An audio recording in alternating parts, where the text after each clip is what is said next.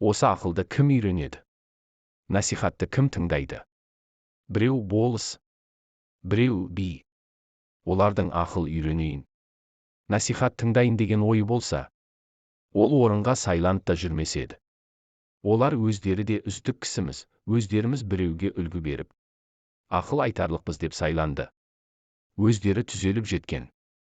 Енді елді түзерлігі ақ қалған. Ол не қылып тыңдасын, және тыңдайын десе де, қолы тие ме? Басында өзіндік жұмысы бар, ұлығымызға жазалы болып қаламыз ба? Елдегі бұзақыларымызды бүлдіріп аламыз ба? Немесе халқымызды бүлдіріп аламыз ба? Еки өзіміз шығымдап, шығынымызды толтыра алмай қаламыз ба? Деген ебіне қарай біреуді жетілтейін деп, біреуді құтылтайын деген бейнетінің бәрі басында. Қолы тимейді. Байлар. Олар өздері де бір күн болса да дәулет қонып. Дүниенің жарымы басында тұр. Өзінде жоқты малыменен сатып алады. Көңілдері көкте. Көздері аспанда. Адалдық. Адамдық. Ақыл. Ғылым. Білім ешнәрсе малдан қымбат демейді.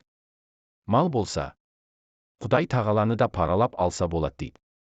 Оның діні, Құдайы, халқы, жұрты, білімі, ұяты, ары, жақыны бәрі мал. Сөзді қайтып ұқсын.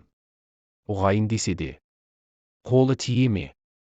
Ол малды суармақ, тойғызбақ, саудасын жиғызбақ, күзеттірмек, бақтырмақ, ұры, бөрі, қыс, суық, сұғанақ, солардан сақтанбақ, солардан сақтарлық кісі таппақ.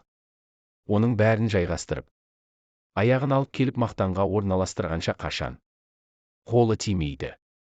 Енді ұры, залым, сұм, сұрқия өздері де тыңдамайды. Онша-мұнша қой жүнді қоңыршалар күнінде көре алмай мысық жүр.